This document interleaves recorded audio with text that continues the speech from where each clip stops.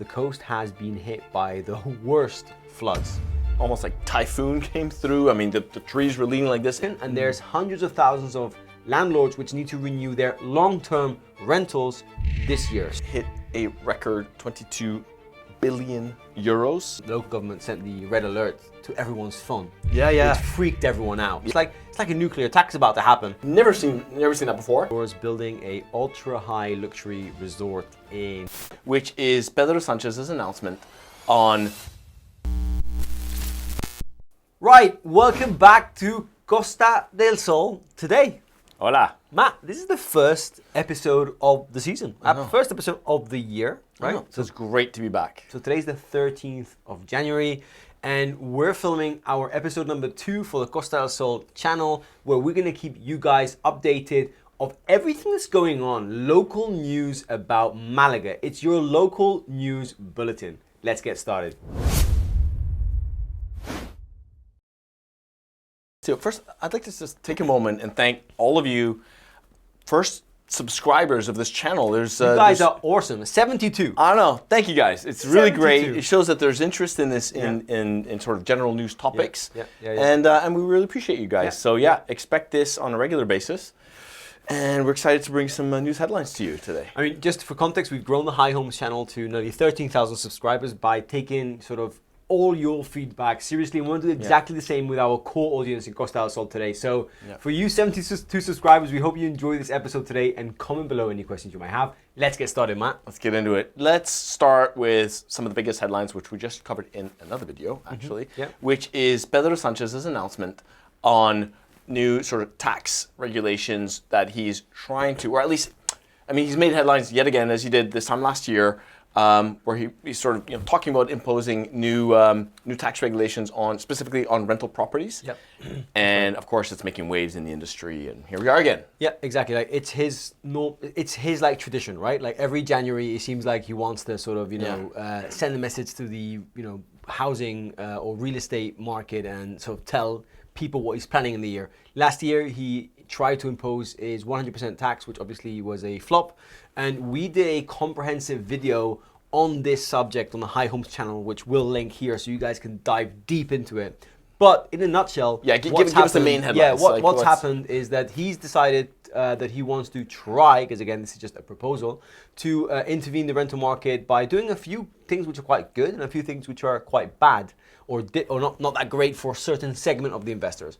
Number one, it's giving a fiscal exemption, so a tax exemption to people which rent their properties out and come up to renew. So if you're a landlord in Spain and you come up to renewal, just FYI, in 2020, during COVID, the Spanish government created a royal decree where you weren't able to increase the price during these years. So that's come up to termination, and there's hundreds of thousands of landlords which need to renew their long-term rentals this year. So Pedro Sánchez is saying, we're going to put a law into place where if you don't increase your prices, you're going to be 100% exempt from paying tax on income, which sounds amazing, but very difficult to implement. Yeah. And there was another one, right? There's a different type of sort of rental industry here, which we talked about and addressed in great detail in the other video. So again, check it out.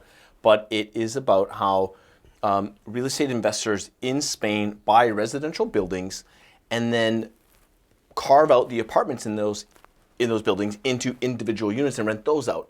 And he's sort of threatening, I guess you could say, to impose certain restrictions, let's call them, which I'm sure you're going to tell us more about now. Yeah, exactly. On those particular units. Yeah, that's right, Matt. And people which are, there's a phenomenon in Malaga, Barcelona, the big cities. It's not very common on the Costa del Sol, but it's common, in other parts of Spain where people take a property and turn it into a bedrooms and rent the bedrooms out. And he's basically capping rent on those properties. So, people that are investors in that segment of the market are calling this a full-blown rental intervention and, sort of making them sort of shake a bit.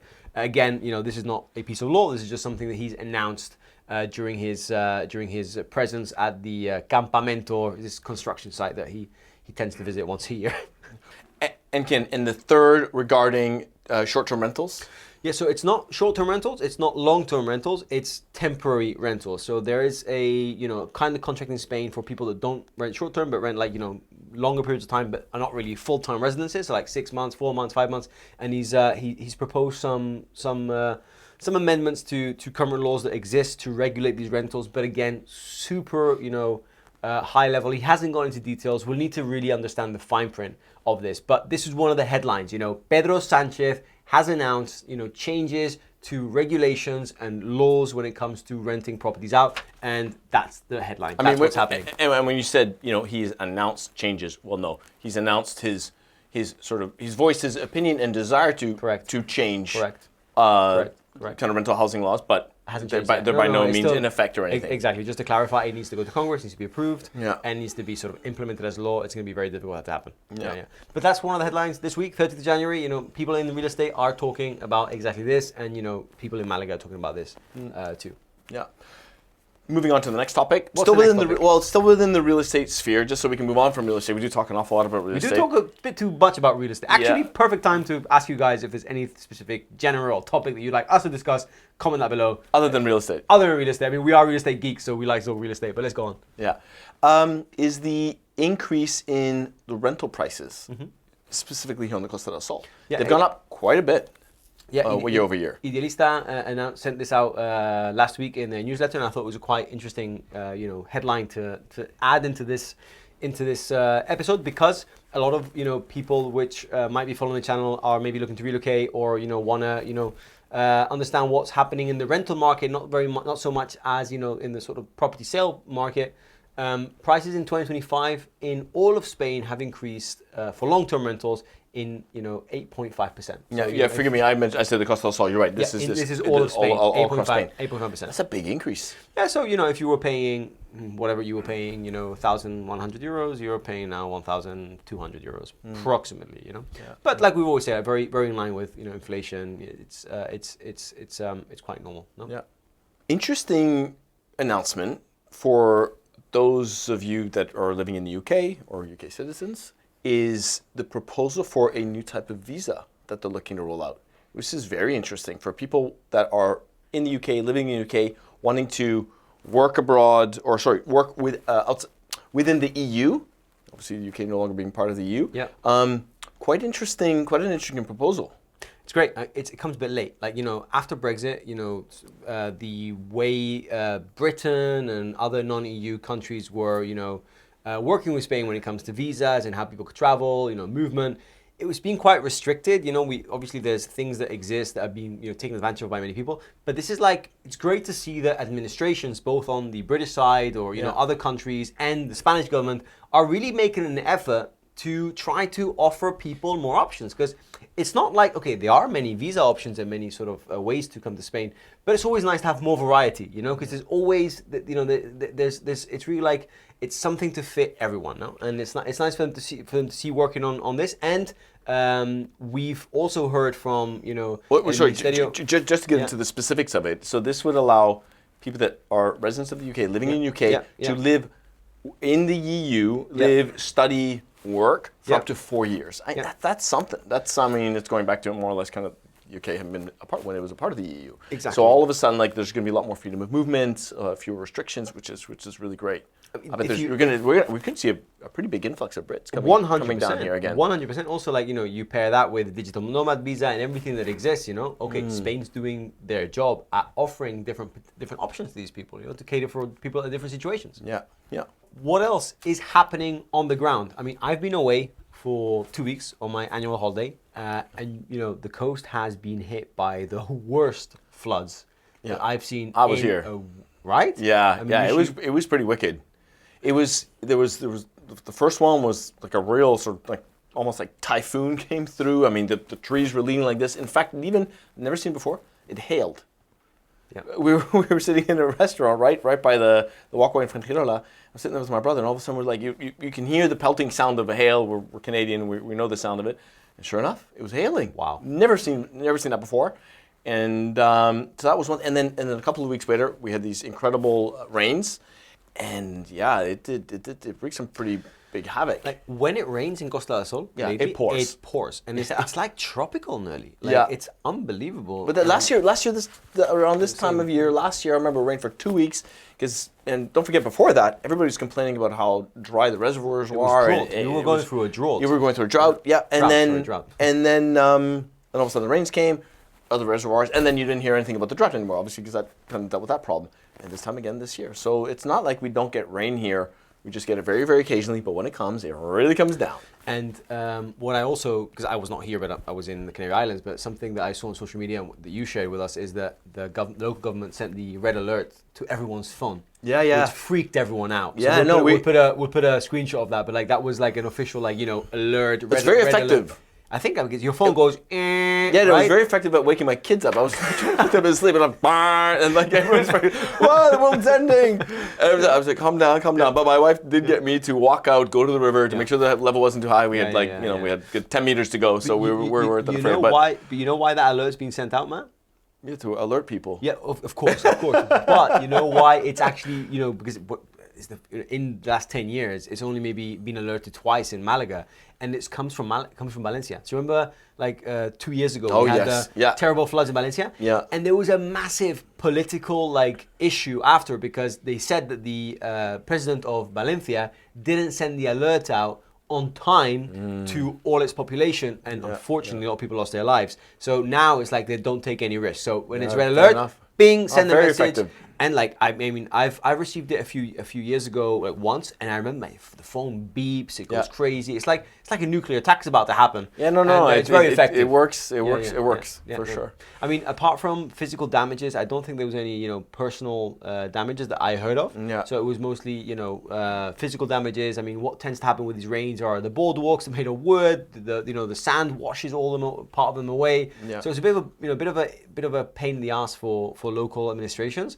But I mean, reservoirs are full, mountains are nice and green again. So it hasn't been that bad. In the case of the river, which is right next to our house in Fuengirola, it's going back to normal. Everything looks fine. Yeah. So as you said, some structural damage, but that was about it. Yeah.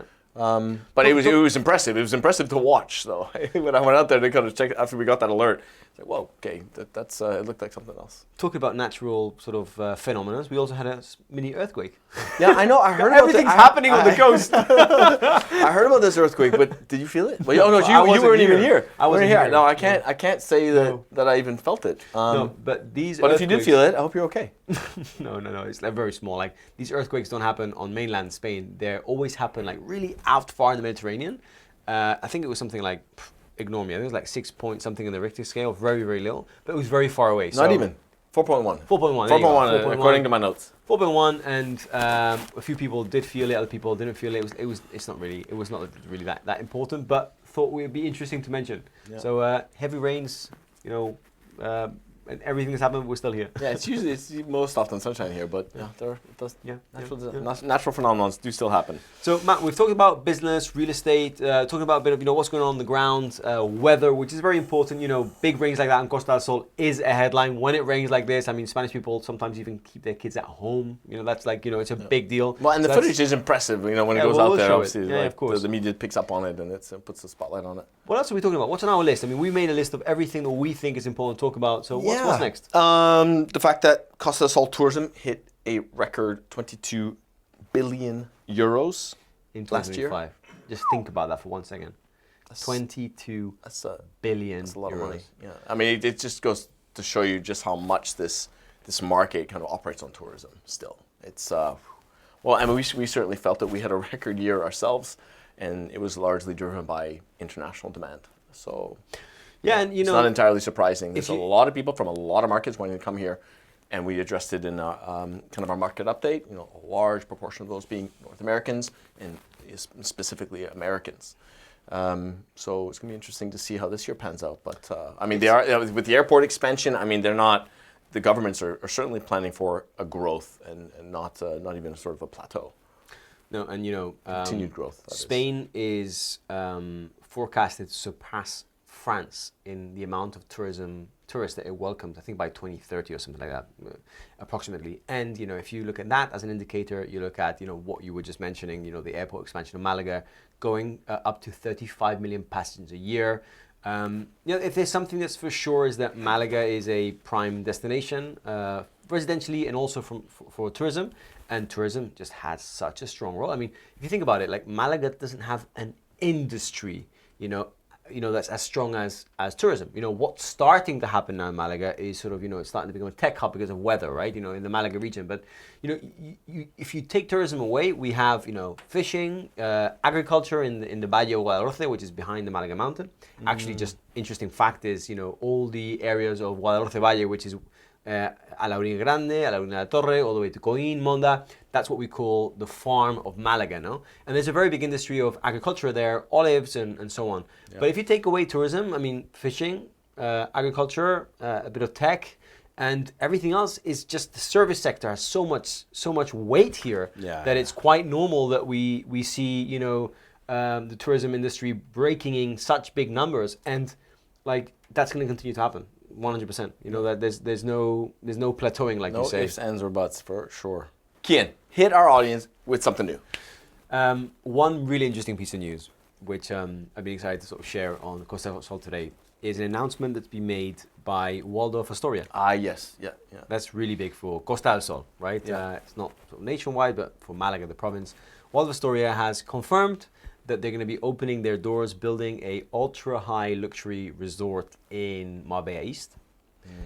It's going to be by 2029. It's around 120 sort of branded residences. It's going to be a golf resort. They're going to have all these amenities, and that is going to really change what East Marbella looks like. Like, if you think about East Marbella, there are some really good hotels. You've got Don Carlos, which is sort of the old Don Carlos, which is good old days. Just renovated like last year. My years partying at Don Carlos. You've got the Kimpton, right? Los Monteros, Kimpton, sorry.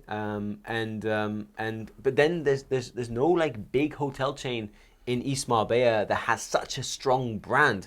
All those brands actually live in Golden Mile Marbella, Benavis, like Villa Padierna, Nantara.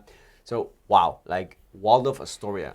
This got to hit personally. That's your neck of the woods. That literally, the resort is like 5 minutes away from my house, so it's going to be great. Is it a plot? Like, have they cleared it, or are they taking over another building? It's one of the most privileged locations that exists on East Marbella. It's going to be really great. It's going to be great for many different things. It's going to be great for the local market. It's going to be great for giving local jobs to for the local population, locals as well, accessing the job market. It's going to be great for the investment. I mean, a company like that are investing millions and millions and millions of euros in building the whole resort. So it's going to be good for all of us. This is exactly what we want, because what we want is Costa del Sol to continue being a premium destination. We don't want like big hotel chains that sell package holidays or cheap holidays. Nothing wrong with cheap holidays, by the way, like that's fine, right? But we want more of a premium setup. And the ecosystem of hotels that continue to emerge in Costa del Sol is showing us that the profile of people that come to the coast are people that are looking for service, for experience, and yeah, I mean, someone that's very excited about this piece of news. Our branded residence, Ian, incredible. Which I'm sure, like, he's already been studying the release of the news, and he said that he wanted to do a full dive deep into the Waldorf Astoria once it gets released. Because a lot of our clients have actually been buying branded residences in golden. In the Golden Mile, in Casares, in Cortesín. So it's going to be interesting to see. What do you think, Matt? Well, it's also interesting to know that these big brands are betting big on this market. That to me says it all. So that's a wrap, guys. Thanks for tuning in. We hope that you found these headlines, our selected headlines, of value, interesting. Like always, comment below if you've got any questions. We're gonna keep on, keeping you guys posted with information, things that happen on the coast. Until the next time, guys. Hasta luego.